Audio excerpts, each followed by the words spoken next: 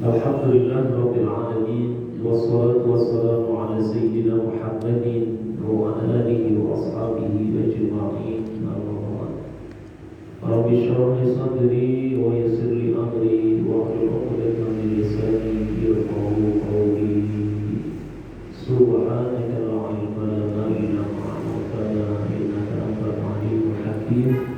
La haula wa la quwwata illa billahil 'aliyyil 'azim.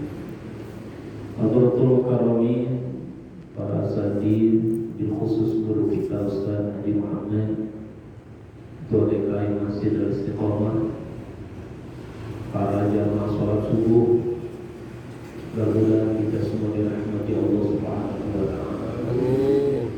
Kita lanjutkan kajian kita. Pagi ini kita akan kaji hadis yang ke-20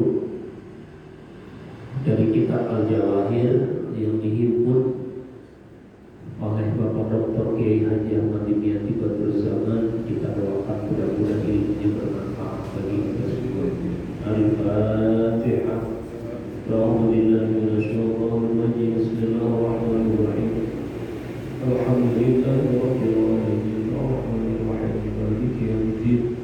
Iyyaka na'budu wa iyyaka nasta'in. Ihdinas siratal mustaqim. Shiratal ladzina an'amta 'alaihim ghairil maghdubi 'alaihim waladdallin. Amin. Bismillahirrahmanirrahim. Al-Hadisul Ashrun, hadis yang ke-20. Ya. Jadi kalau hadis ini ada 40 hadis, ya, seperti di dalam covernya ini tertulis mustamilun ala arba'ina hadisan shahihan, mencakup 40 hadis sahih. Jadi kalau sekarang 20 tinggal 20 lagi.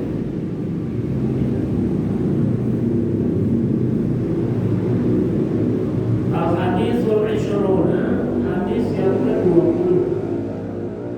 Nah, 20 itu bisa dibaca Ishrun dalam keadaan rafa, bisa dibaca Ishrin dalam keadaan nasab atau jar. Ya, jadi sama artinya, baik Ishrun ataupun Ishrin, artinya 20. An Abi Hurairah radhiyallahu anhu, dari Abu Hurairah radhiyallahu anhu, semoga Allah meridhoinya. Ya. Ini sudah tidak asing lagi di telinga kita kalau hadis itu dari Abu Hurairah. Ya, yang nama aslinya itu adalah Abdul Rahman bin Sakhr. Kalau dia berkata, kalau Rasulullah sallallahu alaihi wasallam, telah bersabda Rasulullah sallallahu alaihi wasallam, atadruna manil muflis? Tahukah kalian siapa itu orang yang muflis? Ya, muflis itu diterjemahkan dengan orang yang bangkrut. Jadi dalam hadis kayak begini, Rasulullah SAW nanya sama para sahabat, ya, yang pertanyaannya itu, ya, biasanya untuk memotivasi, memancing reaksi daripada sahabat. Ya, jadi ada dialog antara Rasulullah dengan para sahabat. Ya. Di dalam Al-Quran juga banyak ayat-ayat yang menggunakan kata tanya. Ya, yang kata tanya itu digunakan untuk menarik pendengar. Ya, penarik. Jadi yang disampaikan ayat Quran itu ada apa sih? Nah, gitu. Ya, misalnya, hal ataka hadisul ghasyiyah. Itu kalimat pertanyaan. Pertanyaan yang tidak membutuhkan jawaban, namanya retorika. Ya. Nah, Rasulullah dalam hadis yang ke-20 ini juga bertanya pada para sahabat, ya, atadruna manil muflis? Tahukah kalian siapa itu orang yang bangkrut. Ya. Atadruna itu diambil dari kata daro yadri. Yadri itu artinya tahu, mengerti. Ya. Pengarang kitab Ihya Ulumuddin Al-Imam Al-Ghazali itu ketika mengelompokkan manusia, kata beliau ada 4. Manusia itu ada 4, kata Imam Ghazali. Yang pertama, rajulun yadri wa yadri annahu yadri. Nah, ini pakai kalimat yadri.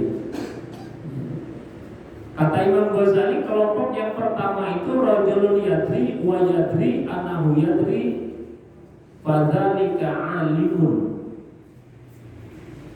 Golongan yang pertama adalah orang yang tahu dan dia tahu kalau dia tahu. Inilah orang alim. Ya, fattabi'uhu, maka ikutin orang yang kayak begini. Ya. Dia sadar dia punya ilmu, dia sadar dengan keilmuannya, bahkan dia beramal dengan ilmunya. Fadzalika alim. Ini orang yang tahu. Ya, orang alim.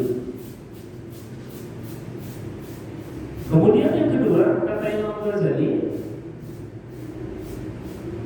rajulun yadri wa la yadri annahu yadri fadzalika na'im. Golongan yang kedua adalah orang yang tahu, tapi dia nggak tahu kalau dia tahu. Fadzalika na'im. Ini orang yang diibaratkan seperti orang yang tidur, fa'ayqizuhu, maka bangunin. Ya. Dia alim tapi tidak tahu kalau dia alim. Ini diibaratkan seperti orang yang tidur. Ya. Kemudian yang ketiga, rajulun la yadri wa yadri annahu la yadri. Orang yang tidak tahu dan dia tahu kalau dia tidak tahu. Fadzalika mustarsyidun. Orang yang tidak tahu dan dia sadar kalau dia orang yang tidak tahu. Fadzalika mustarsyidun, yang kayak begini orang yang butuh petunjuk. Pas tarsyiduhu, maka kasih dia petunjuk. Ya. Jadi dia sadar betul dia adalah orang yang tidak tahu, dia adalah orang yang lemah. Ya. Kemudian dia mau belajar. Dia mau cari tahu, ya, maka tugas daripada para mursyid adalah memberitahu orang yang menyadari ketidaktahuan. Ya. Dan yang terakhir, kata Imam Ghazali, rajulun la yadri wa la yadri annahu la yadri fadzalika jahil. Ya. Orang yang tidak tahu dan dia tidak tahu kalau dia itu tidak tahu. Maka kata Imam Ghazali, orang yang kayak begini orang jahil, orang bodoh. Farqatuhu. Nah, ini bahasanya ya kayak begitu, jauhin aja. Karena bisa bikin kacau. Ya. Nggak tahu dan dia nggak tahu kalau dia tidak tahu. Nah, ini menggunakan kalimat daro yadri. Dalam Quran juga banyak itu kita temukan kalimat yadri. Ya. Nah, Rasulullah bertanya pada para sahabat, atadruna manil muflis, tahukah kalian siapa itu orang yang bangkrut? Qalu, para sahabat menjawab, al-muflisu fina, orang yang bangkrut di antara kami ya Rasulullah adalah man la dirhamalahu wala mata'a. Orang yang udah gak punya apa-apa, duit kagak punya, harta juga gak punya. Ya, ibarat orang dagang, modalnya habis, untungnya habis, itu bangkrut. Ya, waktu pandemi kan banyak itu para pedagang yang kolek, bangkrut. Ya, tahun 2020 awal mulai oleh ya karena pandemi kita nggak boleh kemana-mana, kita nggak boleh berinteraksi, ya akhirnya kolek. Akhirnya ya modalnya habis, boro-boro untungnya barang dagangannya juga habis. Jadi banyak yang bangkrut. Nah sekarang alhamdulillah mulai bangkit lagi, ya. Makanya BBM dinaikkan karena udah bangkit. Sesuai dengan 77 tahun Indonesia merdeka, apa itu? Pulih lebih cepat, bangkit lebih kuat. Jadi kita ini udah dianggap orang-orang yang kuat, ya. Pertalite yang tadinya 7.000 jadi 10.000 menjadi kuat kan? Ya. Nah subsidinya itu dialihkan ke BLT, bantuan langsung tunai. Ada yang dapat nggak sih? Ada ya? Kalau nggak bisa 1.000 berarti itu sebulan. Ya. Dan biasanya kalau BBM naik, harga juga ikut naik. Nggak ada BBM naik ininya turun, nggak ada. Ya. Ya kita doakan saja negara kita baik-baik saja.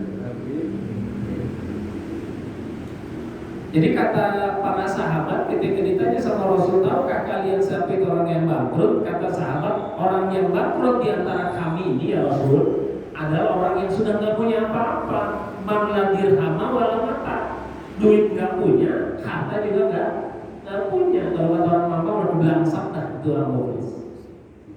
Ya. Udah belakang udah gak punya apa-apa. Ya.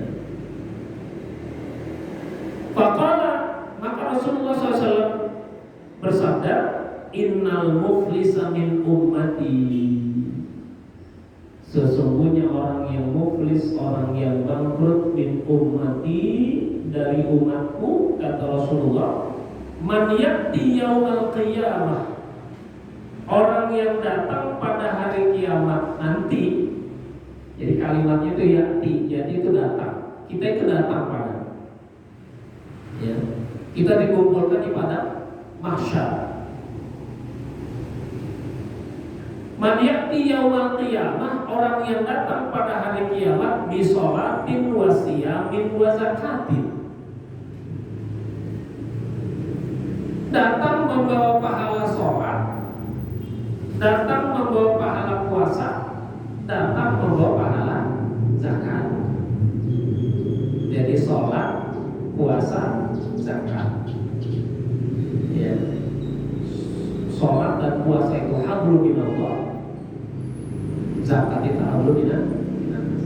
Jadi hubungan kepada Allahnya baik, hubungan pada manusianya juga baik. Zakat itu kan kepedulian. Ya, zakat itu kepedulian. Potensi zakat di Indonesia ini, ya, katanya itu kalau dikumpulkan dan membayar hutang negara kita itu bisa. Ya, potensi zakat Pak. Jangan dikira di Indonesia ini gak ada orang terkaya di dunia, banyak yang masuk pada urutan terkaya di dunia. Ya. Jadi meskipun kategorinya kita ini negara berkembang, ya negara yang mata uangnya terkecil gitu ya dibandingkan dengan mata uang lain, tapi banyak orang-orang kaya di Indonesia yang potensi zakatnya bisa membayar hutang negara, bisa ya, asal dikelola dengan benar. Ya.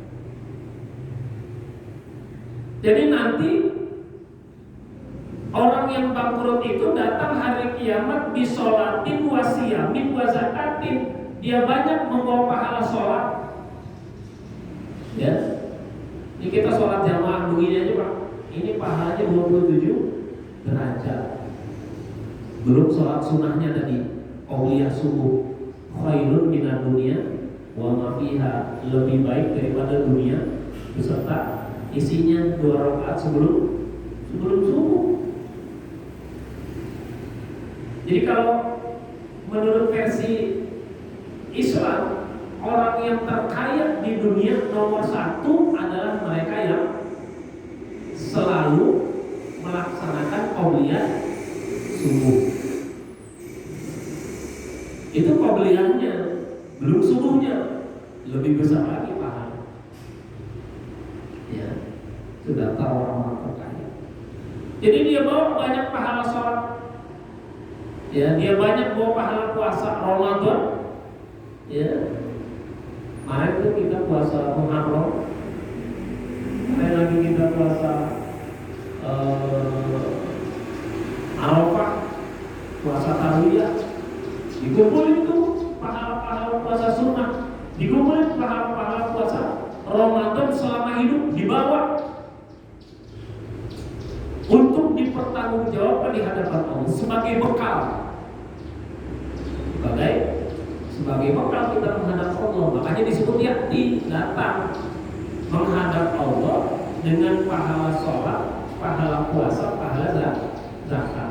Zakat begitu sekali kita tunaikan 2,5% dari harta yang Allah titipkan kepada kita, maka zakatnya membersihkan harta, membersihkan jiwa dari sifat-sifat ikir. Itu bersih. Hartanya bersih, jiwanya juga bersih. Itu zakat. Ya, bahkan orang-orang miskin, orang-orang fakir yang dikasih zakat, itu doanya kepada Allah itu luar biasa buat orang yang ngasih zakat. Ya. Wayati, di samping dia itu datang bawa pahala sholat, pahala puasa, pahala zakat, tapi datang juga bersama dia itu qad syatama hadza. Dia juga membawa dosa mencela, menyakiti. Ya. Wa qadhafa hadza, juga membawa dosa orang-orang yang dituduh ketika di dunia. Wa akala malahadza, juga membawa dosa memakan harta yang bukan haknya. Wa safaka damahadza, juga membawa dosa darah orang yang pernah ditumpahkan di dunia. Wa daraba hadza, juga membawa dosa orang yang pernah dipukul ketika di dunia. Ya. Jadi pahalanya dia bawa, dosanya juga dia bawa. Ya. Maka bahasanya sama-sama yakti.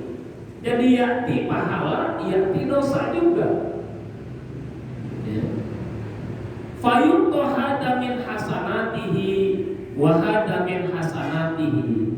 Maka dikasih nih, diberikan pahala sholat tadi yang banyak itu kepada orang yang pernah disakiti ketika di dunia. Nih, ambil pahalanya, kasih orang yang disakiti. Pahala puasa diambil juga, dikasih orang yang dituduh ketika di dunia. Pahala zakat diambil juga, dikasih kepada orang yang dulu hartanya pernah diambil, pernah dimakan. Jadi habis nih, pahala sholatnya habis, pahala puasanya habis, pahala zakatnya habis. Tapi orang masih ngantri. Begitu banyak orang yang dia sakiti, begitu banyak orang yang dia zolimi ketika di dunia. Ya. Makanya penting ya, kita itu setiap hari beristighfar, setiap hari kita minta doa, setiap hari kita minta dimaafkan ya, sama orang-orang yang terutama menurut pandangan kita itu sering kita sakiti dengan kata-katanya, sering kita sakiti dengan tindakan kita. Ya, jadi minta maaf. Lebaran kan kita itu biasanya tradisinya saling memaafkan. Kalau dulu kunjungan datang ke rumah-rumah tuh.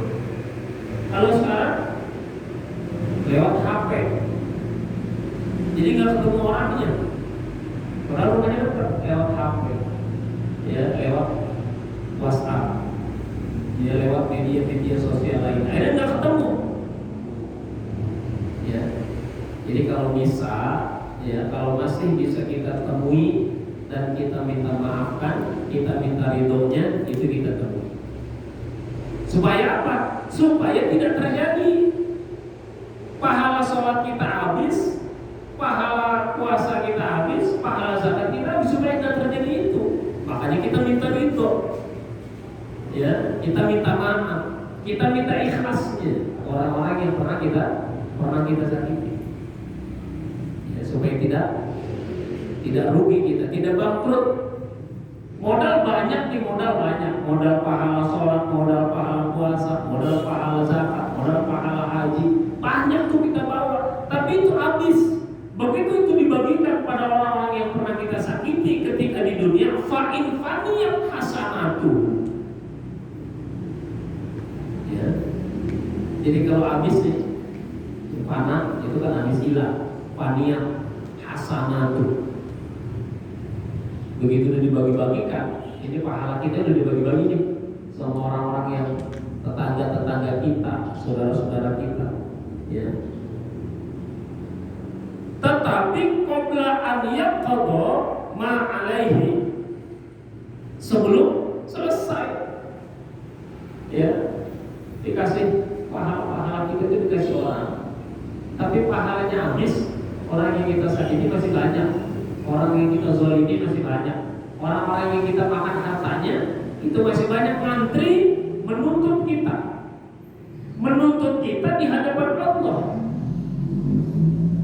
Itu namanya pengadilan akhirat. Lalu pengadilan di dunia ya bisa direkayasa, Pak. Ya, bisa hilang itu CCTV-nya, bisa hilang barang buktinya, bisa hilang macam-macamnya, masih bisa. Tapi kalau di akhirat itu nggak bisa. Ya, maka seadil-adilnya pengadilan itu ya pengadilan akhirat. Maka kita, ya, pada saat kita sudah tidak mampu melawan pengadilan di dunia, pasrahkan kepada Allah untuk menunggu nanti pengadilan akhirat. Biarin aja,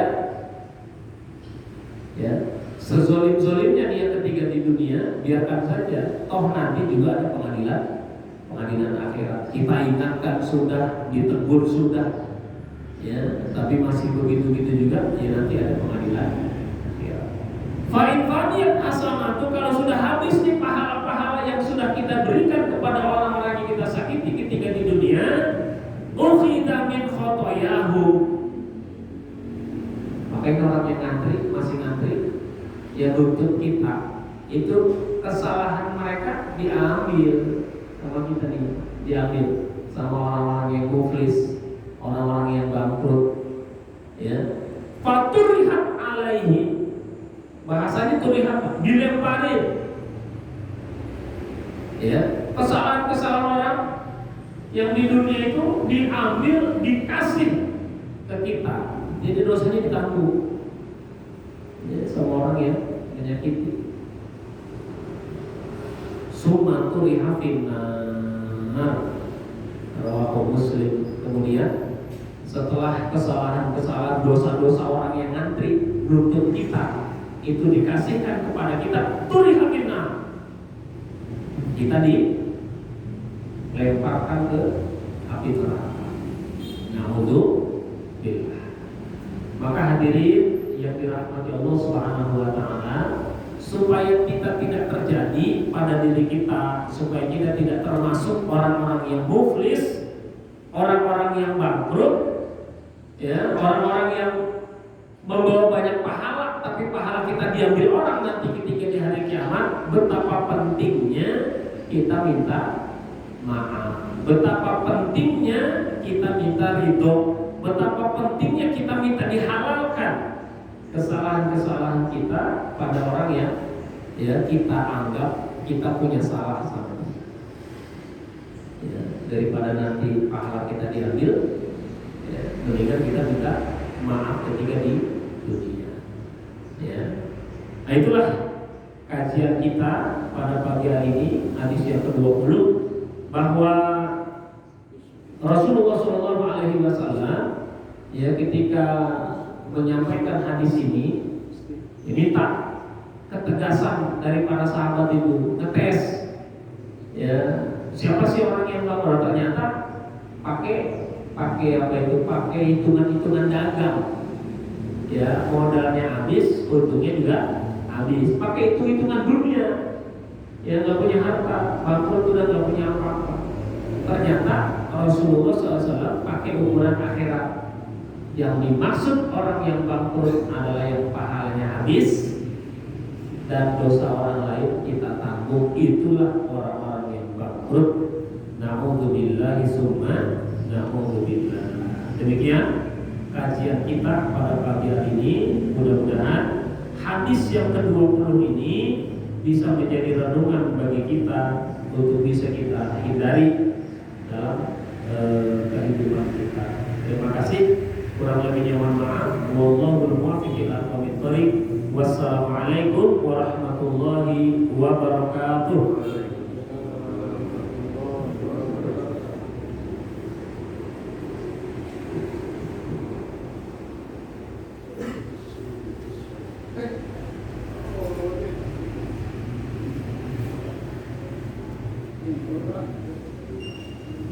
Vamos lá.